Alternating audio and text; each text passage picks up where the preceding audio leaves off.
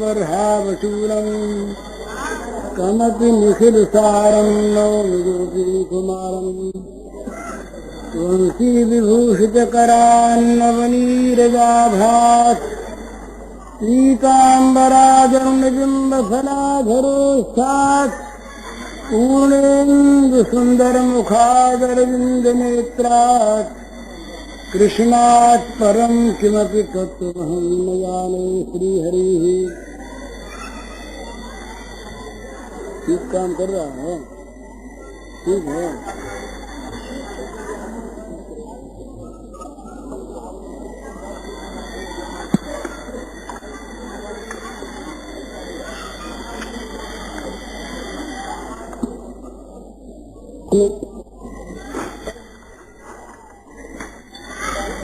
अपने मनोहर बाल चरित्र में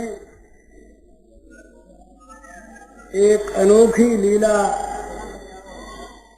कर रहे हैं प्रेमाधीनता की। भगवान कितने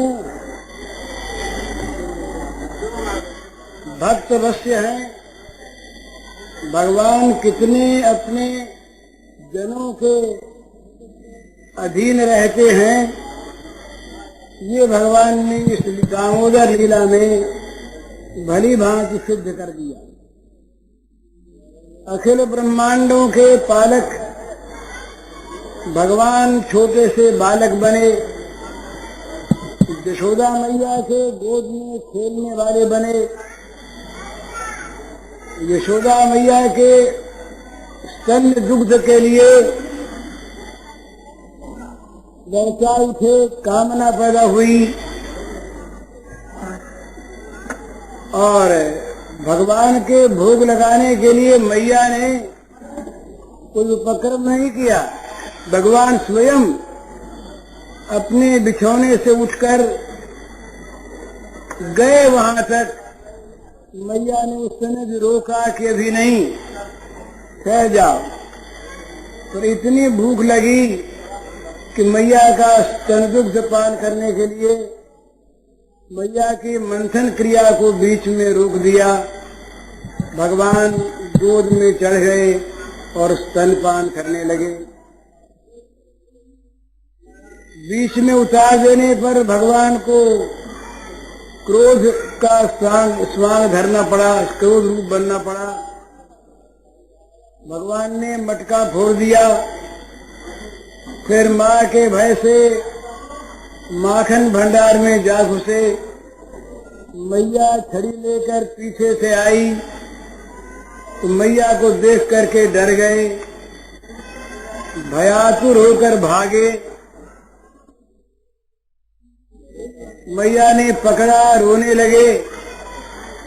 मैया ने उखल के बांध दिया। इस प्रकार काम, क्रोध, लोभ, भय, पलायन, रुदन और बंधन जो अज्ञान की दशा में होते हैं, वे सब के सब भगवान ने प्रेमाधीनतावश स्वीकार किए। इसी वेश में, इसी दामोदर वेश में उखल से बंधे भगवान नरकूबर और मणिग्रीव का उद्धार करते हैं। वृक्ष समूल टूटकर उखड़ कर गिर पड़ते हैं। इनके अंदर से दो ज्वाजल्यमान बड़े चमकते हुए दीप्तिमान दीर्घकाय देवता निकलते हैं, महापुरुष। उनको देख करके बच्चे डर जाते हैं। श्री कृष्ण स्वयं डर जाते हैं और भागना चाहते हैं पर भाग सकते नहीं। इधर नलकूबर और मणिग्रीव भगवान का स्तवन करते हैं। उनमें सारा ज्ञान अपने आप उदय हो जाता है। भगवान के तत्व स्वरूप का वर्णन करने के पश्चात भगवान को नमस्कार करते हैं, बार बार उठ पड़ते हैं और अंत में गोपी और गोपों के समान प्रत्यक्ष सेवा करने का अपने को अनधिकारी पाकर ये श्रवण कीर्तन आदि भक्ति का वरदान मानते हैं। वो प्रसंग चल रहा है वाणी गुणानुकथने श्रवण कथायाम हस्तुत कर्म सुमनस्तोपादयोर्नः मृत्याम शिरस्तो निवास जगत प्रणामे दृष्टि सदाम दर्शने सुभक्तनूनाम। उन्होंने जब देखा कि ये गोप बालक सब डर रहे हैं और ये भक्ता अपराध हो रहा है, तो जल्दी जाने की बात मन में निश्चय करके और वे भगवान से बोले जवान करके करो दर्शनम भगवत ऋषिराशि अनुग्रहात्। वो बोले महाराज हे परमेश्वर भूमन कवानुसर किंकरऊ तब अनुसर भक्ति अनुसस्य भक्ति चूड़ाम मणि नारद से किंकरऊ दासानुदासऊ। हे परमेश्वर हम लोग आपके भक्त शिरोमणि देवर्षि नारद जी के दासानुदास हैं और हमारे लिए अगर कोई आज्ञा हो सेवा की तो आज्ञा प्रदान करें। परम दयालु देवर्षि नारद जी की कृपा से ही हम महापराधी होने पर भी आपके श्री चरण दर्शन का सौभाग्य प्राप्त कर सके। यूं कहकर वो वरदान मांगते हैं वाणी गुणानुकथन। ये मनुष्य के पास एक विशेष शक्ति है इंद्रियों के द्वारा विलक्षण काम करने की। 5 ज्ञानेन्द्रियां हैं, 5 कर्मेंद्रियां हैं और इन 10 का अध्यक्ष मन है, विचारने वाली बुद्धि है, शरीर है। तो मनुष्य को ये सब संपत्ति भगवान ने दी है भजन की सुगमता के लिए। वाणी का उपयोग यही है कि वाणी माने जीव, वाणी के द्वारा निरंतर भगवान का नाम रूप गुण लीला गान करना, वाणी के द्वारा भगवत स्वरूप सारे विश्व के प्राणियों को सुख पहुंचाना, उनका हित करना, उनकी सेवा करना, उनको आप्यायित करना, ये वाणी का गुण है। भगवान ने किस प्रकार बोलना चाहिए ये बताया। ये बहुत समझने की बात है सब लोगों के लिए, क्योंकि व्यवहार के बाद देखिए अनुद्वेग कर्म वाक्यम सत्यम प्रियहितम चयत स्वाध्यायाधनम चैव वाङ्मयम् तप उच्यते। भगवान कहते हैं कि 5 तरह से सोच करके वाणी बोले। अनुद्वेग कर्म, इसको सुनने वाले के मन में सुनते ही घबराहट न पैदा हो, इस रूप में इन शब्दों में बोले और इस भाव से बोले, परंतु वो वाणी मिथ्या न हो, सत्य हो। और सत्य होने पर भी वो कड़ी न हो, रूखी न हो, प्रिय हो। और केवल प्रिय ही न हो, वो उसका हित करने वाली हो। और ऐसी वाणी बोलने का अवसर न हो तो बस स्वाध्याय व्यसनम चैव, भगवान के नाम का, भगवान के गुण चरित्र का स्वाध्याय करे, नाम का गान करे। ये वाणी से इस प्रकार बोलने की आज्ञा भगवान की। वाणी से बहुत बड़े बड़े अपराध हो जाते हैं, चिरकाल के लिए, सदा के लिए बैर हो जाता। कड़ी जबान बोले, वो महाभारत की कथा है, पांडवों का हो रहा था राजसूय यज्ञ। उस समय कुछ मेल मिलाप सा आपस में कौरवों पांडवों का, युधिष्ठिर दुर्योधन आदि का था। तो उस यज्ञ में दुर्योधन आदि भी सब शामिल थे। दुर्योधन को उस समय सौंपा गया था धनाध्यक्ष का काम, धन का रक्षण करे और धन का दान करे। खूब लुटाता वो धन, जितना लुटाता वरदान सा ज्यादा बढ़ता, तो बड़ी कीर्ति होती। वहां पर उस राजसूय यज्ञ में एक विचित्र बात थी मय दानव उस समय के बहुत बड़े वैज्ञानिक थे। मय दानव ने कहा, भाई कोई आश्चर्य के बात हम तुम्हारी सभा के लिए करना चाहते हैं। युधिष्ठिर ने अनुमति दी तो उन्होंने सभा में जो फर्श है, नीचे का आंगन, वैसा विचित्र बनाया कि जहाँ पर जमीन वहाँ तो बिल्कुल जल लहराता हुआ दिखे, और जहाँ पर जल भरा वहाँ पर ठोस जमीन दिखे। बिल्कुल इसी प्रकार से सबको, तो जानने वाले तो जानते थे, सब लोग इस बात को जानते नहीं थे। तो दुर्योधन बेचारे आए किसी काम से। दुर्योधन ने आते ही देखा जल लहरा रहा है, जल की में लहरें उठ रही हैं, मानो कोई जल का तालाब भरा है। तो उसमें जाने लगे तो अपने कपड़े ऊंचे कर लिए। तो ये देख करके, ये एक मनुष्य की कमजोरी है कि दूसरे की भूल देख करके आदमी हंसता है,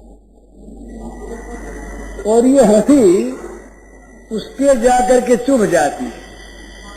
उसके हृदय में जिसकी भूल होती है उसको चुभ जाती है, उसको बहुत बुरी मालूम होती है, पर बेचारा क्योंकि भूल कर रहा है बोलता नहीं। इसके आगे बात और भी होती है, जब बोल उठता आदमी केवल हंसता ही नहीं। तो ये दुर्योधन जब आगे बढ़े तो आगे था जल और दिखती थी ठोस जमीन आंगन। तो उनको तो कोई भान था नहीं कि जल है, था जल। वो जमीन के भरोसे आगे बढ़े तो जल में डूब गए, यहाँ कमर तक पानी में डूब गए। अब द्रौपदी जी इतनी शीलवती, उनको भी जरा हंसी आ गई, और भीमसेन ने तो कह दिया, अरे है तो अंधे का लड़का ना। अब महाराज ये जो वाक बाण छूटा, जिससे बोले चुप रहो, जिससे महाराज बोले चुप रहो, पर जबान निकल गई सो निकल गई। आजकल तो लोग कहते हैं कि हम अपने वर्ड्स को विड्रॉ करते हैं, वापस लेते हैं अपनी कही हुई बात, पर कही हुई बात वापस नहीं हुआ करती। जो निकल गई वो निकल गई, वो धनुष छूट गया, बाण छूट गया, जो छूट गया, वो जहाँ लगा लग गया। तो दुर्योधन के ये वाक बाण जाकर के हृदय में चुभ गया। दुर्योधन ने उसी समय मन में ये बात निश्चय कर ली कि या तो पांडव रहेंगे या हम रहेंगे। जो बैर किसी रूप में कम होने जा रहा था वो बद्धमूल हो गया, एक वाणी के दोष। इसी प्रकार ऐसे बहुत से उदाहरण, बहुत से इतिहास में उदाहरण हैं कि मनुष्य वाणी से कड़ा बोलकर, रूखा बोलकर लोगों को, घर वालों को, बाप बेटे को, बेटा बाप को बैरी बना लेता है। और वो अगर मीठा बोले, हितकर बात बोले तो बैरी मित्र हो जाता है। ऐसी बात देखी जाती है। तो बोलने में ऐसी, अब मान लीजिए किसी को कोई बुरी बात भी सुनानी है, ये सब बोलने का आर्ट है, समझने की बात है। किसी का लड़का मर गया, उसको सुनाना है, तो हठात जाकर के कहे तुम्हारा लड़का मर गया, इतना ही देनी है ना, दे दी। पर ये नहीं, उसके समीप जाए, उसके पास बैठ करके जगत की नश्वरता बताओ, संसार में कुछ है नहीं, सब मरने वाले हैं, सभी की मृत्यु होती है, और ये तो अपने हाथ की बात नहीं, जितने श्वास होते हैं उतने आते हैं, इसमें चिंता करने से कुछ होता नहीं, भगवान का मंगल विधान है, भगवान के विधान। कुछ ऐसी बातें बना करके ऐसा वातावरण बना ले उस दुस्संवाद को वो सह सके। उद्वेग तो होगा पर कम उद्वेग हो, ये बोलने की कला। किसी के द्वारा ये सब सीखने की बातें हैं। हमारा अपराध हो जाए, हमसे अपराध हो जाए, कोई भूल हो जाए, तो कोई कहे तुम्हारी भूल हो गई, हम कहे जी नहीं, भूल नहीं हुई। बोले कैसे नहीं हुई? हम प्रमाणित कहते हैं तुम झूठ बोलते, हुई नहीं भूल। अब लड़ाई हो जाएगी और फिर आगे न मालूम उसका क्या परिणाम हो। और यदि भूल हो गई हो तो जिसकी भूल हुई है, जिसके प्रति, उसके पास जा, उसके पास जा करके उससे कहे कि भाई जी हमसे बड़ी गलती हो गई। छोटी गलती को बड़ी बता रहे, हमसे बहुत बड़ी भूल हो गई, अब हम क्या करें, हमको तो बड़ा पश्चाताप है और आपका बड़ा नुकसान हो गया, अब हम क्या करें, बड़ी भारी भूल हो गई, गलती हो गई, अब क्षमा भी कैसे मांगे आपसे। तो वो छोटी मोटी भूल होगी तो वो हमारी बात सुनकर कहेगा बोले इसमें नई बात क्या, हमसे नहीं होती क्या, हमसे भूल होती, आपसे क्यों हो गई, कौन बड़ी बात, आप विचार मत करिए। और कहीं बड़ी भूल होगी तो वो कह देगा देखो भाई भूल तुमने बहुत की, बड़ी भारी भूल की, लेकिन भैया हो गई तो हो गई, अब कोई बात नहीं, हमारे मन में कोई विचार नहीं, झगड़ा मिट गया ना। बोली के, जबान के एक अच्छे व्यवहार से मिट गया। वही ये सब सीखने की चीजें हैं। हम किसी बात को मानते हैं और एक दूसरा भाई नहीं मानता। हमारी बात ठीक है, हमारी बात हित की बात अगर हित की नहीं है, हमारी बात ही अगर दूषित है, हमारी मान्यता ही अगर असत है, तब तो हमें उसे छोड़ना चाहिए। तो मान लीजिए कि हमारी मान्यता सत है, हमारा मत ठीक है, पर वो मानता नहीं, तो उसको जाकर के हुक्म देंगे तुम मानो इस बात को, बड़े नहीं मानते, बोले हमारी बात ठीक, बोले नहीं हमारी ठीक है। अब विवाद होगा, वो मानेगा नहीं, उसके पास जा करके क्या करे कि हर एक आदमी में गुण होते हैं। कोई भी ऐसा प्राणी नहीं है कि जिसमें कोई न कोई गुण न हो। गुण ग्राहक लोग गुण लेते हैं, दोष को छोड़ देते हैं। तो क्या करे, उसके पास जा करके उसके गुणों की सच्ची तारीफ करे, तुम्हारे भैया ये गुण तुम बड़े अच्छे हो, ये देखो ना कितना अद्भुत तुम्हारे अंदर गुण है, सच्चा, खुशामद नहीं, झूठी बात नहीं, सच्चा। न गुणान गुणिनो हंति सौति मंद गुणानपि नान्य दोषे सुरमते कान सूया प्रकृतिता। ये भगवान अत्रि ऋषि के वाक्य हैं कि किसी भी गुणवान के गुण का हनन न करे। किसी के गुण की बात ऊपर देख रही है बहुत, उसके आपको मालूम है उसमें क्या क्या दोष हैं, ये गुण का हनन कर दिया।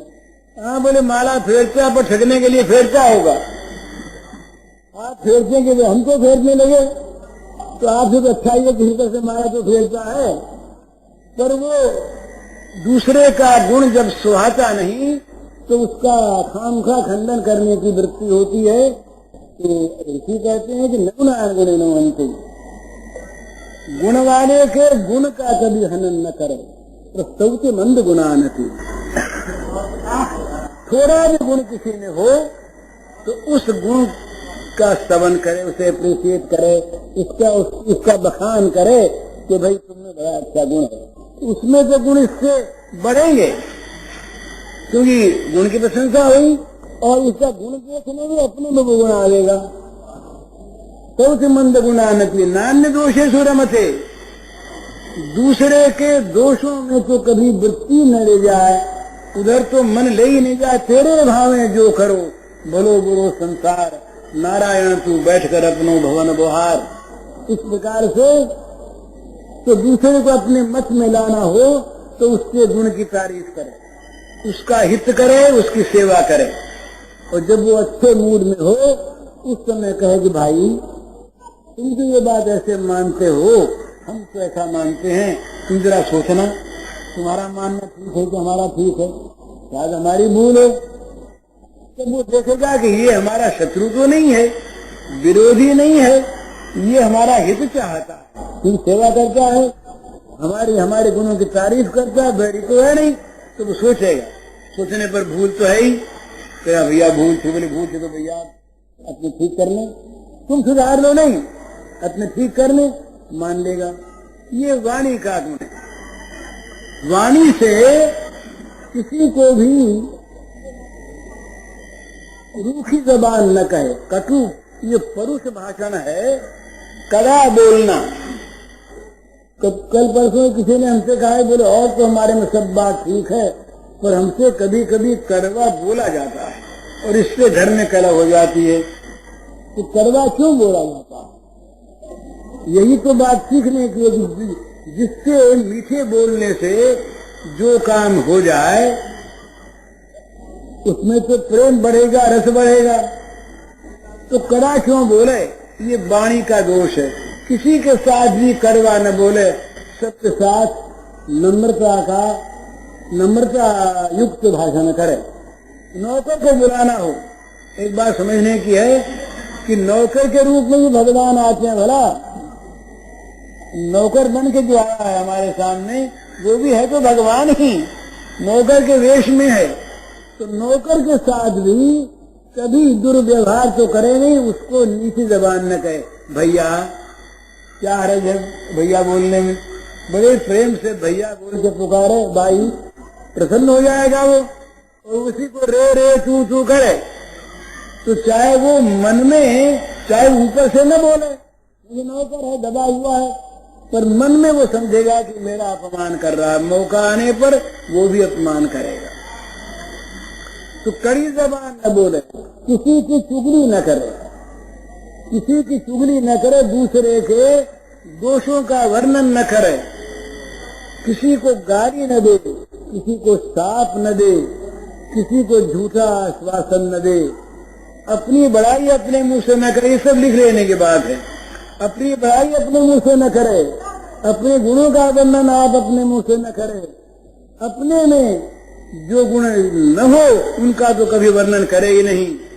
किसी के कहने पर भी अपने को ज्यादा, जितना वह उससे ज्यादा न स्वीकार करे, ये सब वाणी से करने की बात है। और वाणी का असली काम क्या है? असली काम तो एक ही है वाणी का। वाणी के द्वारा हम अनेक जन्मों में, अनेक योनियों में न मालूम क्या क्या बोलते रहे हैं, क्या क्या बकते रहे हैं। मानव योनि भगवान ने दी इसलिए कि तुम वाणी के द्वारा मेरा गुणगान करो, मेरा नाम गान करो, मेरे चरित्रों का गान करो। ये वाणी का असली काम। तो तीन बात करनी पड़ेगी। व्यर्थ बोले नहीं। जिस आदमी को ज्यादा बोलने का अभ्यास हो जाता है वो आदमी अनर्गल बोलता है, और उस आदमी के द्वारा झूठ भी निकलता है, उस आदमी के द्वारा रूखी बात भी निकलती है, उस आदमी के द्वारा दूसरे को शाप भी लग जाता है, अपनी बड़ाई भी हो जाती है। जहां तक बने व्यर्थ बोले नहीं, एक बात। दूसरी बात, जहां तक बने बोलने की बात भी जो हो, उसमें जगत की चर्चा को आवश्यकता से अधिक स्थान न दे। माने जितना बोलना जरूरी हो घर के, ऑफिस के काम के लिए, उससे ज्यादा बोले नहीं। और बाकी समय जीव को निरंतर और निरंतर, और कुछ न हो तो भगवान के नाम के रटन में लगाए रखे। सर्वोत्तम जीव को, जीव के द्वारा निरंतर भगवान का नाम रटन होता रहे। जीव को उस काम के सिवा दूसरा काम करने न दे। जीव को फुर्सत न मिले, जीव दूसरा काम करने लगे तो जीव को तत्काल रोक दे। तो व्यर्थ की बात न करे, माने ज्यादा न बोले और व्यर्थ न बोले। जो आदमी ज्यादा बोलता है उसको बोलने की एक आदत पड़ जाती है।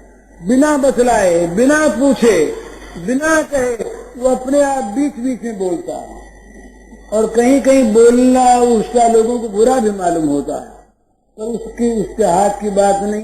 और जहां पर भी अनर्गल बोलता है, बोलने में जहां वो देखता नहीं, नीतिकार कहते हैं सत्य पूतम वदेद वाक्यम, सत्य के द्वारा पवित्र करके, सत्य के द्वारा छान करके फिर वाणी बोले।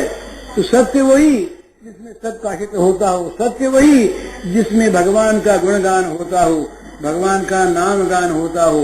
तो वाणी के द्वारा जहां तक बने निरंतर नाम गान करें। मैं आप सबसे ये प्रार्थना करता हूँ और आप मुझको आशीर्वाद दें बदले में कि हम लोग व्यर्थ बोलना छोड़ दें। आज से ध्यान रखें कि जितनी काम की बात बोलनी जरूरी हो उतनी बोलें, और जहाँ पर चर्चा होती हो वहाँ तो डरना चाहिए। ये परचर्चा जो है ये हमारी कमजोरी से बड़ी प्यारी मालूम होती है। बना ये किसी ने पूछा कि भाई सबसे मीठी चीज क्या है, तो कई नाम बताए, तो एक ने कहा नहीं, सबसे मन उगता है। मन उगता जाता, बोले तो बहुत खा लिया, मीठी चीज खा ली, मिश्री खा ली, वो कर लिया। पर जहाँ दूसरों की चर्चा होने लगी, पराई उसमें पर निंदा, दूसरा गुण नहीं सुनना चाहते, जहाँ दूसरों की निंदा चली कि हमारे मन में नया नया उत्साह आता है। अरे तो आप क्या जानते हैं, उसकी बात तो हम जानते हैं। हम एक नई बात बताओ, देखिए वो ऐसा आदमी है, मालूम कहाँ की बात आती है। तो पर जहाँ पर चर्चा से तो एकदम बचे, और काम की बात भी उतनी बोले कि जितनी बोले बिना काम न चले।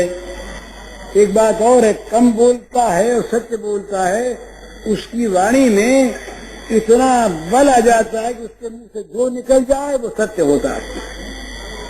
छोटा सा ऋषि कुमार बच्चा मुंह से निकल गया कि सांप तुमको काटेगा 7वें दिन, महाराज उस बच्चे की बात सत्य हुई। ऋषि ने बहुत चाहा, पिता ने बहुत चाहा उसके कि तुमने बड़ा बुरा किया, लेकिन जबान निकल गई, वो सत्य सत्य सत्य पूत वाक्य था, इसलिए उसकी बात सच्ची हो गई।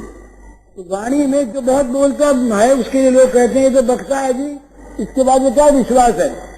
बोले ये ऐसा फालतू बोलने वाला नहीं है, ये एक एक बात तौल कर बोलता है, इसकी बात को मानना चाहिए।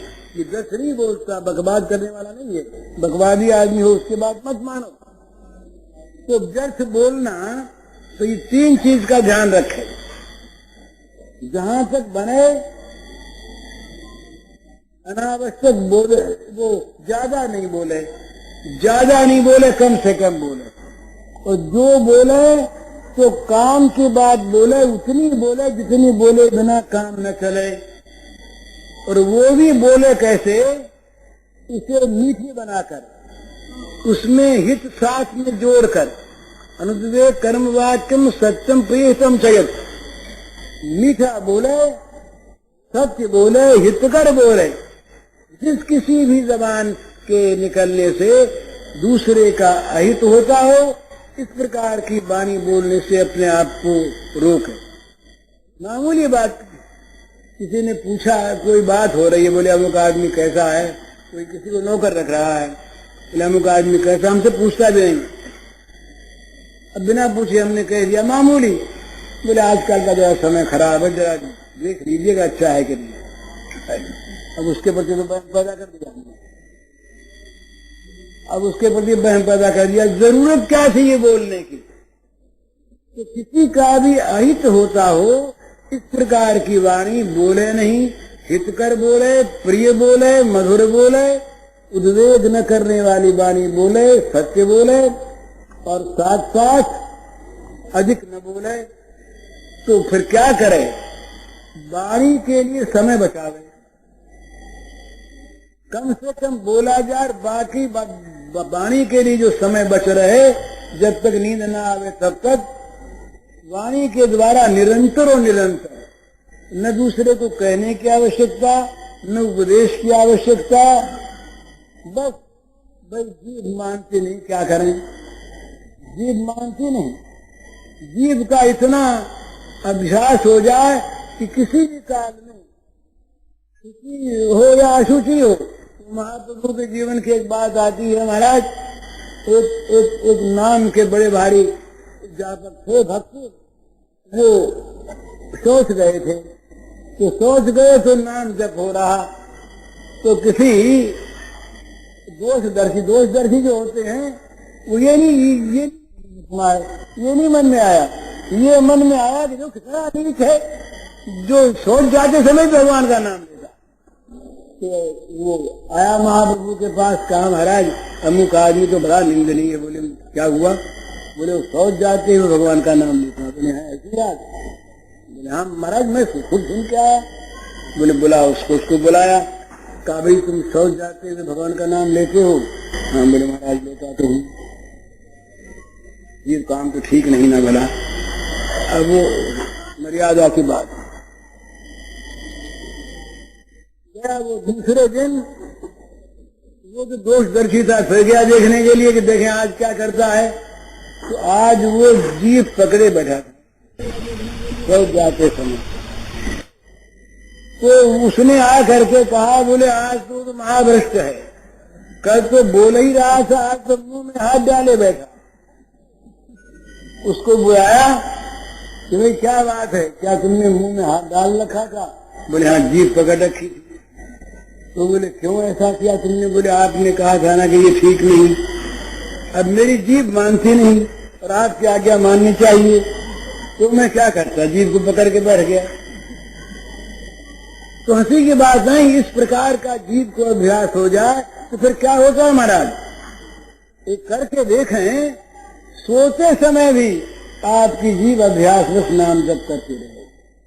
ये रविंद्रनाथ टैगोर के ठाकुर के पिता थे देवेंद्रनाथ। ये देवेंद्रनाथ जी जिस दिन मरे उस दिन रात को इनको शाम से इनकी चेतना चली गई, होश नहीं था। लेकिन इनका अभ्यास था कि प्रातः काल 4 बजे ये उठते, हाथ मुंह धोकर और स्वस्तिकासन से बैठते और गायत्री का जाप करते। तो उसी अचेतन अवस्था में ठीक समय पर शरीर उनका पूर्वाभ्यासवश उठ बैठा और गायत्री का जाप होने लगा। इसी अवस्था में उनकी मृत्यु हो गई। तो ये अभ्यास का महत्व, जीव का महत्व। ये मोतीलाल जी नेहरू की जब मृत्यु हुई लखनऊ में, ये काश्मीरी पंडित थे जवाहरलाल जी के पिता, और इनके पिता बड़े आस्तिक सदाचारी ब्राह्मण थे। तो ये बाल्यकाल में उन्होंने गायत्री का जाप किया। तो महाराज मरने के 3 दिन पहले वो गायत्री इनके जीभ पर आ गई और गायत्री का जाप करते करते मरे गए। तो भगवान के नाम का अभ्यास हो जाए जीभ को, तो जीभ हर अवस्था में चलते फिरते जागते सोते हर अवस्था में नाम जप करेगी। तो कितना मंगल है। एक आपका अंग निरंतर भगवान से जुड़ गया। तुलसीदास जी महाराज कहते हैं, सकल अंग पद विमुख नाथ, मुख नाम की ओठ लई है। हे भगवान, मेरे सारे अंग जो हैं ये आपके श्री चरणों से विमुख हैं। एक मुख ने नाम की ओट ले रखी है। और कहाँ तक? तो कहते हैं, भरोसो जाए दूसरों सो करो, मोरे तो राम को नाम कलप तो कलि कल्याण परो। कर्म उपासन ज्ञान वेद मत सो सब भांति खरो, मुहि तो सावन के अंधे जो पूछत हरो हरो। ये नाम निष्ठा। तो ये सब कोई ऐसा आज मन में धारणा कर ले और कल से चेष्टा करें, परम मंगल होगा महाराज। गंगा के तट पर ये बस ले लें, कल से बेमतलब बात नहीं बोलेंगे, याद रखेंगे, चेष्टा करेंगे।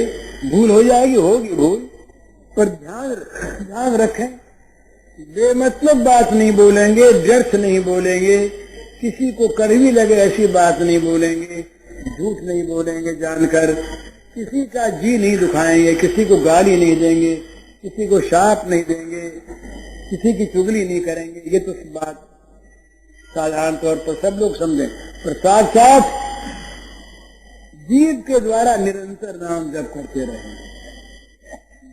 चलते फिरते उठते बैठते हम लोग रास्ते चलते हैं, क्या काम करते हैं? अगर 2 आदमी साथ हुए तो गप्पे मारने लगे, साथ हुए तो रास्ता काटना ही है, रास्ते में उतना समय लगेगा ही।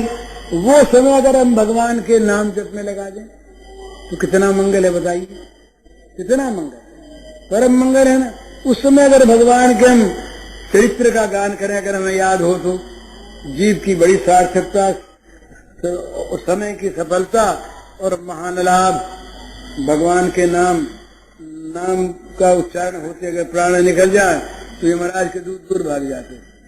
हाँ, सांकेतम पारिहास्यम वा शुभम हिलनमेव वा, ऐसा कहे संकेत से भी, अवेलना से भी, शोभ से भी, अरे गान की तान में भी अगर किसी के मुंह से भगवान का नाम निकल जाए तो बस सारे पापों को नाश कर देता। यमराज ने दूतों से कहा कि देखो भाई, ये हम 12 ही भट्ट इस बात को जानते और लोग जानते नहीं, जहाँ नाम होता हो भगवान का वहां जाना मना नहीं, तो मार खा जाना पड़ेगा। तो सीधी बात यह है, भगवान के नाम का बड़ा महात्म्य है और कलयुग में तो भगवान का नाम ही एकमात्र आधार है। तो वाणी गुणानुकथने, भगवान के नाम जप में वाणी को लगावे। दो आदमी बैठे हैं आपस में तो क्या करें, पर चर्चा नहीं करें, भगवत चर्चा करें, भगवान की बात करें। गोपांगनाओं की बात हम कहते हैं, एक भागवत में युग्म गीत है, उसको कभी पढ़ना चाहिए। गोपियां दिन भर क्या करते हैं, बस केवल श्याम सुंदर की चर्चा है, दूसरी बात सुहाती नहीं, दूसरी बात भाती नहीं, दूसरी बात मन में आती नहीं, दूसरी बात कान सुनना चाहते श्रवण कथायाम, या ये है कान दूसरी बात सुनना नहीं चाहते। हमारे यहाँ एक महात्मा थे रघु जी, कराची के थे, सिंध के, तो वो ग्रेजुएट थे, पढ़े लिखे थे। तो किसी संयोग से वो आ गए गोरखपुर, वहीं उनकी मृत्यु हुई। वो भगवान राम के उपासक, निरंतर उनके जीव से रघु रघु रघु ये शब्द निकलता था, ये नाम निकलता था, इसलिए उनका नाम रघु बाबा उन लोगों ने डाल दिया ऐसे नाम। वो 6 वर्ष तक 7 वर्ष तक मेरे पास रहे, बिल्कुल मौन रहे, बोले नहीं। एक दिन बोले सिर्फ मुझसे अकेले में, तो बोले क्या, मैं तो प्रेम दीवानी मेरा गर्दन जाने को। एक बार 7 वर्ष में इतना वो बोले। उनको मैंने देखा, ये जो अष्ट भाव होते हैं, सात्विक भाव प्रेम के, ये उनमें उदित होते थे और रोते 22 घंटे उनके आंसू बहते थे। यहाँ पर आंसुओं के निशान बन गए थे। वो सत्संग में बैठते, मैं रोज वहां पर कुछ कहा करता, तो ये बोलने का जहां पर पेशा हो जाता है ना, हम लोगों को बोलने का पेशा हो गया है, तो पेशा हो जाता है, वहां भगवान की बात होती तो भगवान की, और संसार की तो संसार की, उसको सुधार का नाम दे दे, मैं सुधार की बात करते हैं। तो उनको हमने ये देखा, निरंतर लक्ष्य किया, जब तक भगवत चर्चा होती तब तक उनका मुंह सामने रहता, और जहां भी भगवत चर्चा के सिवा जरा भी जगत की बात आई कि यूं उनका सिर जगत की बात सुनना नहीं चाहते, कहते तो थे ही नहीं। उनके जो इष्ट देव थे रघु, वो एक भगवान का एक चित्र था, भगवान राम, श्री माँ जानकी जी, लक्ष्मण जी, ये 3 उसमें विग्रह थे। वो उसकी पूजा करते, तो उनके लिए वो चित्र नहीं था, चित्रपट नहीं था, भगवान थे। भगवान के भोग लगाते, वो कोई देखता नहीं, तो वो सवेरे बस एक कागज पर लिख कर मुझे दे जाते, अंग्रेजी में, हिंदी लिख नहीं सकते, आज रघु के लिए ये चीज थी। 3 पाव पूरी एक आदमी के खाने योग्य, तो स्वयं वो खा नहीं सकते, पर प्रसाद बचता नहीं है, अन्न नहीं खाते, लेकिन अन्न भी खाते। तो अपनी बड़ाई सुनने का कभी त्याग न रखे, ये साधक के लिए ये विष है। साधक अपनी बड़ाई न सुने, अपनी प्रशंसा न सुने, अपने लिए मान स्वीकार न करे, और उसमें सावधान रहे। तो इसमें भी एक अभिमान आता है। अभिमान त्याग का अभिमान होता है, अभिमान त्याग का अभिमान होता है। मैंने अभिमान का त्याग कर दिया तो अभिमान त्याग का अभिमान होता है। तो मन में सावधानी रखे, अपनी बड़ाई सुनने की भी बड़ाई न चाहे, ऐसा कितना अच्छा आदमी, तो बड़ाई सुनना चाहता ही नहीं, इतनी बड़ाई सुनना चाहता है। मेरे कितना अच्छा आदमी तो मान चाहता ही नहीं, इतना मान वो चाहता है। तो वो सारा एक जगह इकट्ठा हो गया पर चाहता है।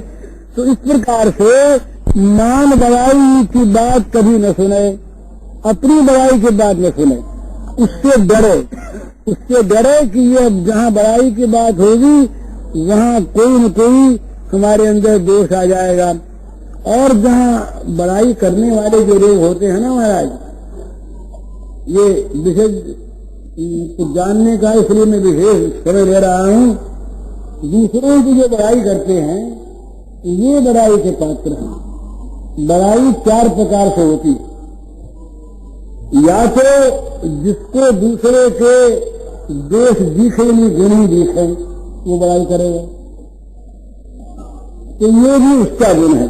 अथवा जिसको दोष गुण दोनों दिखते हैं तो जो दोष ग्रहण नहीं करता, गुण ही लेता है, वो गुणों की बड़ाई करेगा। तीसरा कि जिसको दोष गुण दोनों दिखते हैं और दोनों में उसकी अभिरुचि भी है, पर लड़ाई कौन मोल ले, इसलिए वो गुण की बात कहता, दोष की नहीं कहता। और चौथा वो जो अपना काम बनाने के लिए व्यर्थ ही खुशामद से बड़ाई करता है। हम लोग बहुत बड़ाई करते हैं, जिससे काम निकालना होता है उसकी बड़ाई करते हैं। तो क्या उसमें भगवान है ये सोचकर उसकी बड़ाई करते हैं क्या? फिर लगाते हैं बड़ा क्या ये समझ के लगाते हैं कि भगवान है? तो बड़ाई, अपनी बड़ाई जहां भी सुनने का चाव आया मन में, वहीं उसकी गिरावट शुरू हो गई। तो गिरावट से बचने के लिए, पतन से बचने के लिए अपनी बड़ाई न सुने। निंदा अगर सुन सकने का बल हो तो निंदक निर्णय राखिए, आंगन कुटी छवा। सम्मानम कलयाति घोर गरलम नीचापमानम सुधा। अगर कोई निंदा सुन सके तो बहुत बड़ा उसको लाभ होगा। क्या लाभ होगा कि निंदक जो है उसके दोषों को चुन कर ढूंढ कर कहता है ना, तो जो दोष हमें दिखाई नहीं देते और दोष हैं, वो दोष भी निंदक कह देता है। तो ये मानना चाहिए कि वो हमारा भला करता है। निंदक जो है हमारे जीवन को स्वच्छ करने वाला, साफ करने वाला धोबी है, जो बिना ही साबुन के, बिना ही पानी के निरंतर हमारे मलों को धोता रहता है।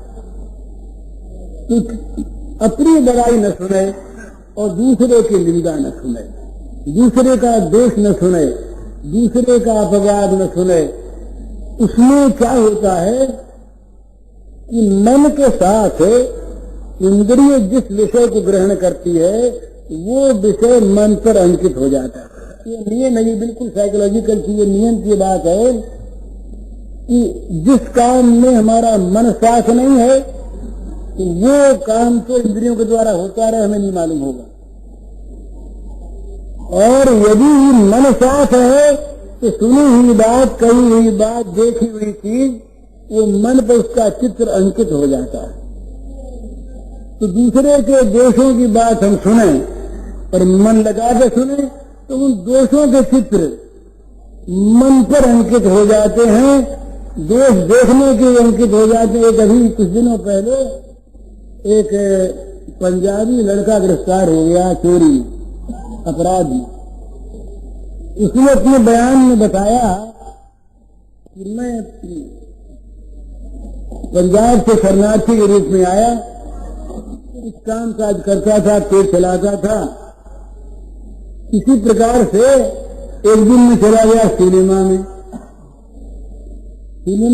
गया तो फिर जाने की कुछ शौक हो गई और मन गया उधर, तो बार बार जाने लगा।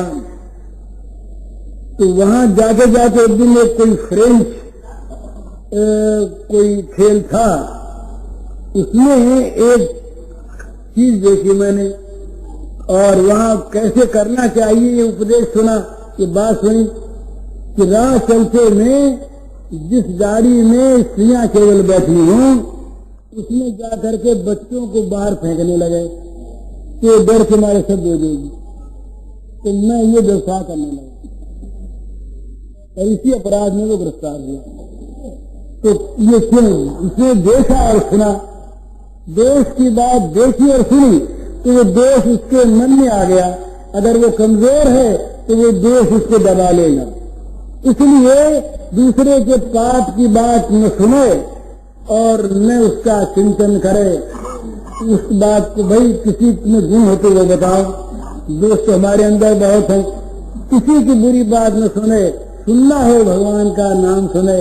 भाई बोले भैया भगवान का कीर्तन करो, ये सुनाओ, भगवान का नाम सुनाओ, भगवान के गुण सुनाओ तो बड़ा अच्छा।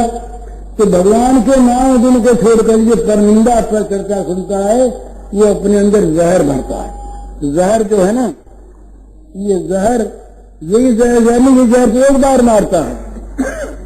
हमारे अंदर जो जहर भर जाता है कुसंस्कारों का, वो जहर हमें जन्म जन्मांतर तक दुख देता। आप देखते कोई कुत्ता कोई गाय बड़े खूंखार होते हैं,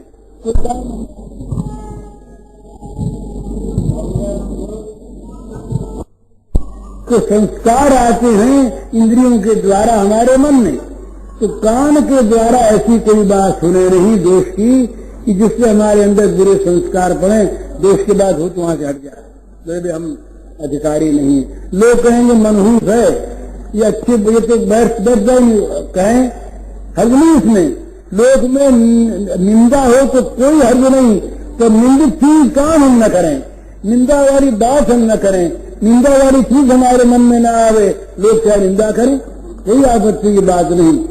तो इस प्रकार से वाणी कान को सावधान रखे, अपनी बड़ाई न सुने, दूसरे की निंदा न सुने, चुगली न सुने, दोष की बात न सुने, और जहां तक बने कान को जितना अवसर मिले भगवान का नाम गुणगान में लगाए। मैंने देखा विष्णु दिगंबर जी थे, बहुत बड़े संगीताचार्य, उनसे मेरा बड़ा संबंध रहा। तो उन्होंने पहले तो वो संगीताचार्य थे, फिर उन्होंने नियम कर लिया संगीत के महाविद्यालय में भी वो केवल भक्तों के पदों के सिवा दूसरी चीज के द्वारा गाना नहीं सिखाते, ये नियम कर लिया। तो चाहे सीखने वाले अंग्रेज हों, पारसी हों, मुसलमान हों, गाना सीखने आवे तो गाना उनको सीखना पड़ेगा तुलसीदास सूरदास मीरा के पदों के द्वारा ही, दूसरे पद वो गाते ही नहीं। और एक उनका नियम बनाया था उन्होंने कि रात दिन उनके कान में भगवान नाम की ध्वनि पड़ती रहे।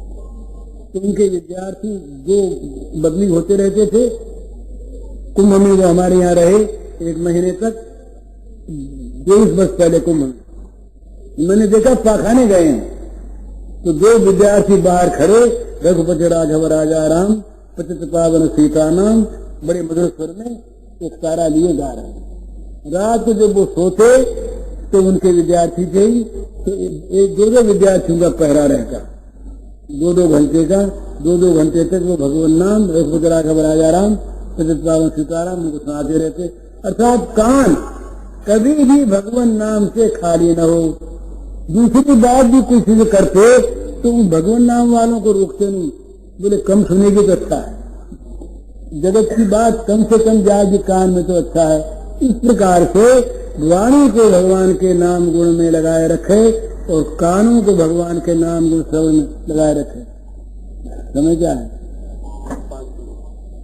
तो ये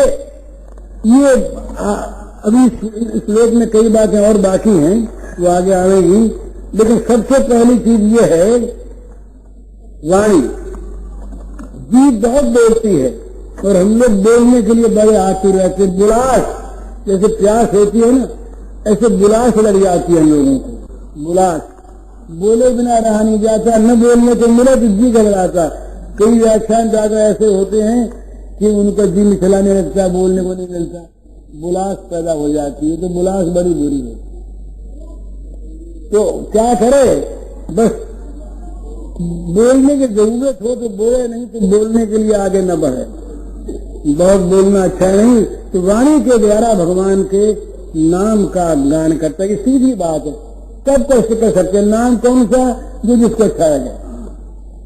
भगवान का नाम सब एक से है। और इसको मैंने देखा अंग्रेजों में भी, एक अंग्रेजी की किताब है, वो मैं भूल गया नाम, जॉर्ज मूलर की लिखी हुई, उसमें भगवान नाम की बड़ी महिमा लिखी, बड़ी महिमा लिखी है नाम की बड़ी। मुसलमान लोग भी नाम जपते हैं। तो भगवान का नाम ये हमारी शास्त्रों की भावना के अनुसार तो भगवत स्वरूप ही है। नाम में और भगवान में, नाम और नामी में अंतर नहीं। नाम के रूप में नामी अवतीर्ण होते हैं, इसलिए जिसके मुंह पर नाम रहता है जीव पर, वो सदा सदा भगवान को जीव पर नचाता है।